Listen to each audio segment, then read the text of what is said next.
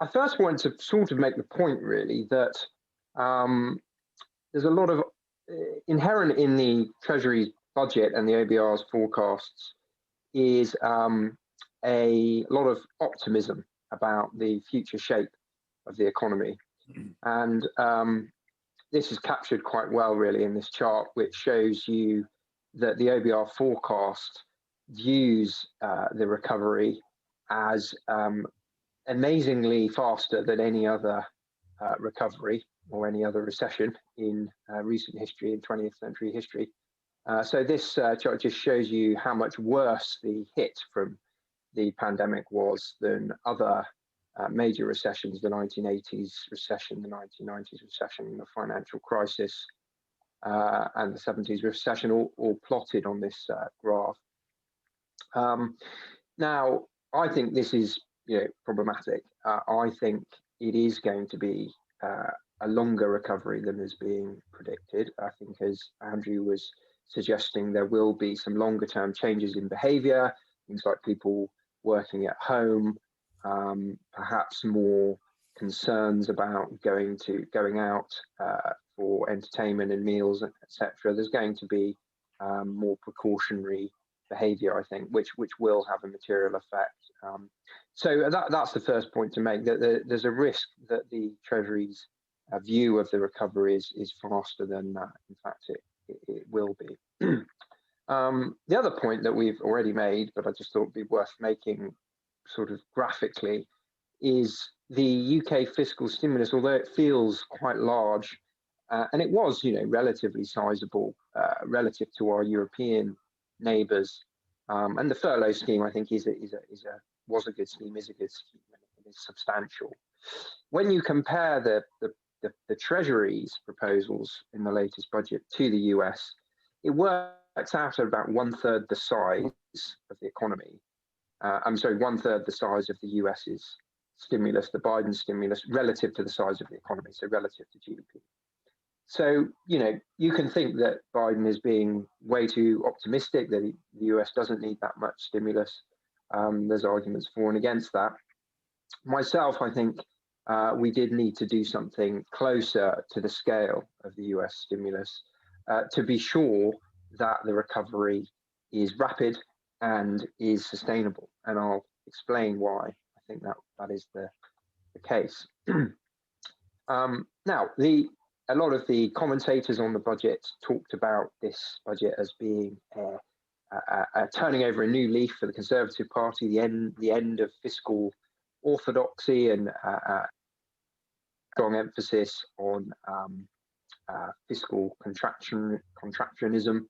And in some, one can make that argument. So one can make the argument that this record borrowing for ongoing support for firms and employment is a rejection of austerity, for example. And one can also point to the super deduction for firms' capital investment and the proposed rise in corporation tax that will occur from at the end of 2022 onwards, is a sort of rejection of traditional conservative approach to fiscal policy. However, I think there are stronger arguments when you look in the detail, really, that in fact this is not a rejection of fiscal orthodoxy. And if you look at the spending figures in more depth, it's clear that beyond 2022, there is in fact spending cut, and this is a major issue because in all likelihood, there will actually be increased need for example, healthcare spending, social care spending, as well as higher unemployment bills, higher levels of debt, corporate debt in particular in the economy, all of which will require levels of government support much higher than was proposed pre-pandemic. But what government's actually doing is returning to pre-pandemic levels of spending come 2020, after 2022. And I think this is a major problem. And the effect of that, what it will feel like, I think, on the economy is a return to austerity. Now, within that, there's clearly a couple of huge areas which the budget didn't deal with. There was no plan,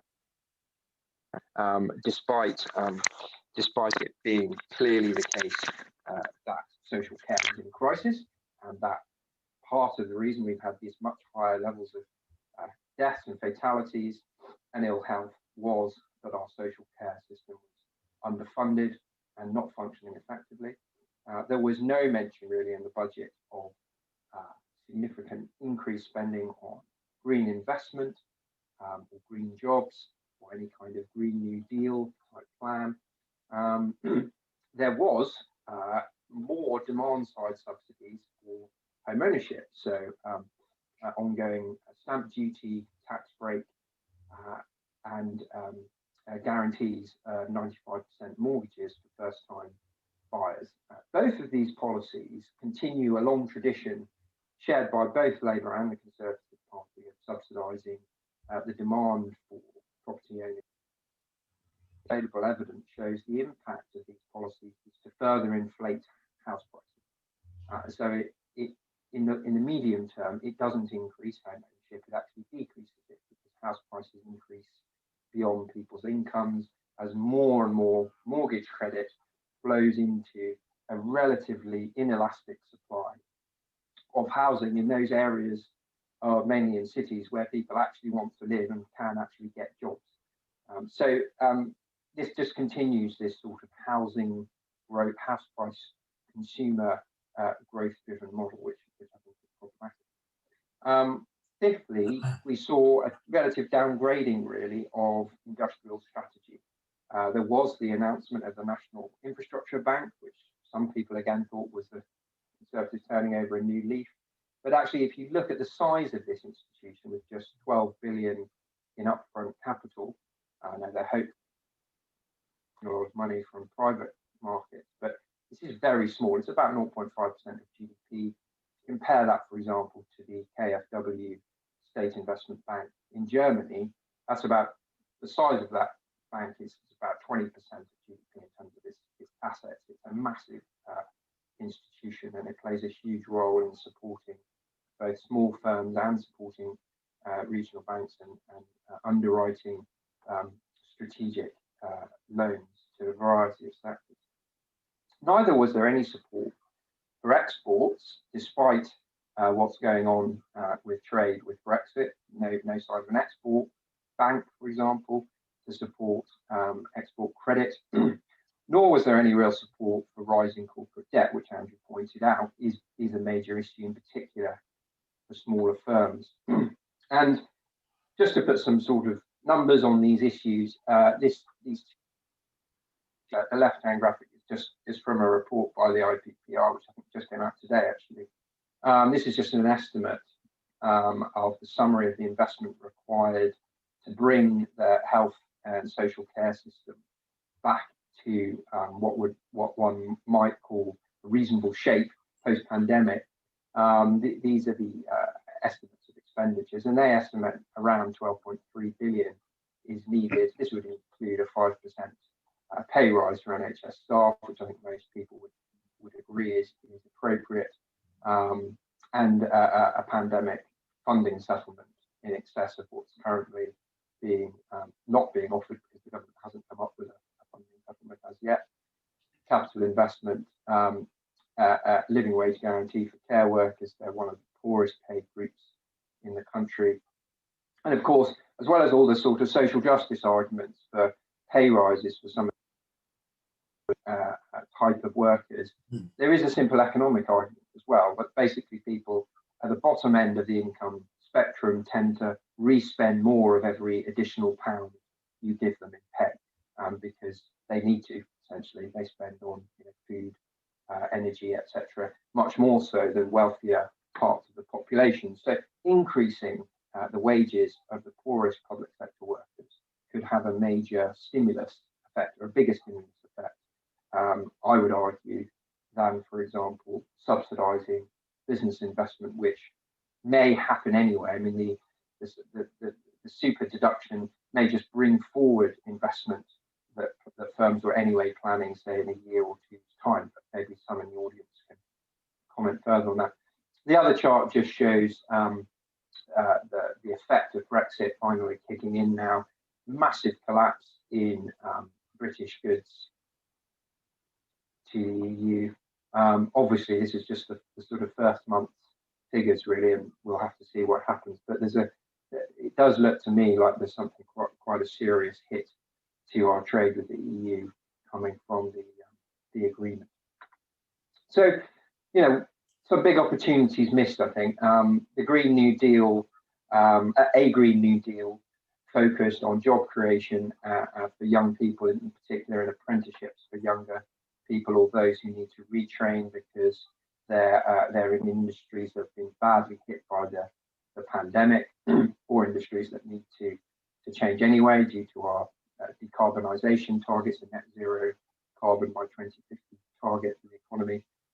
Things like electric vehicles, infrastructure, home insulation, nature conservation. All of these areas are ripe for mass job creation, and it's a shame I didn't think this is an appropriate time to start investing in those sorts of jobs, because it would meet two objectives. It would meet both the job creation and unemployment issue, and it would help us towards our longer term environmental target. As I've already talked about, a big investment and pay rise for social care and the NHS. But another argument I think one can make about this budget, again, as to why it's not a shift away from economic orthodoxy, liberal market orthodoxy. This was an opportunity, I think, given the very high record peacetime borrowing, to shift the burden of tax actually away from capital and labour, away from businesses and households, and on to what one might call economic bads, such as carbon emissions, for example. Nothing in the budget about any kind of carbon tax. In fact, the government's actually going to reduce air passenger duties and has no other policies, as far as I can see, on using tax to reduce carbon emissions. And also increasing taxes on what's called economic rent, basically flows of income to which the individual has not actually done anything or invested any money or time or effort to generate. And typically these are capital gains, particularly on property. We've seen an enormous explosion in wealth for people owning property, people who bought property in the UK in the 80s and the 90s. It's become, many in London have become millionaires. So it's not anything they did that made their property so valuable. It's the collective increase in collective growth, collective investment of the government and the private sector in London and other richer areas of the country that's created that increase in land prices that those people have been able to privately capture.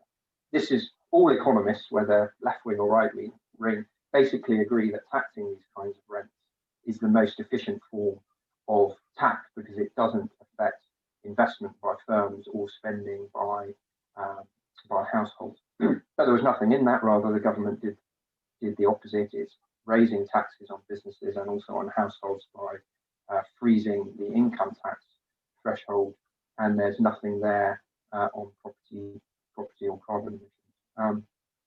And the other opportunity, of course, was a much more ambitious industrial strategy, which I've talked about.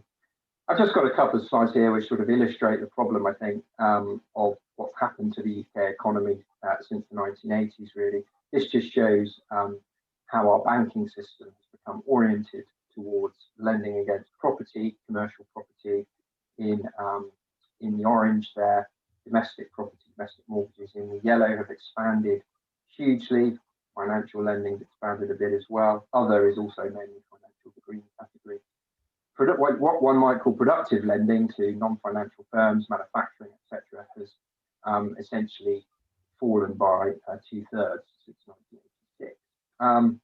And this economic model of rising house prices, rising asset prices, as a way of stimulating consumption through home equity withdrawal and wealth gains, is very inefficient. It's a very inefficient model, because for every increase in growth, you end up with households taking on a lot more debt, and you end up with a housing affordability crisis with all of this credit flowing into housing. You can see here house prices in the dotted black line on the right-hand scale have massively increased sort of by 5 times since the 1960s, driven really, as I would argue, by huge expansion in mortgage credit, whilst credit to firms has really flatlined. So I would argue that tax reform of the property market would be a really good place for the government to think about, both bringing in a bit more tax, but also redistributing some of that wealth across the country. And I'm a big fan of this proposal by Fairer Share for a simple 0.4, 0.8% flat tax on current property values and getting rid of stamp duty and council tax, which is highly regressive.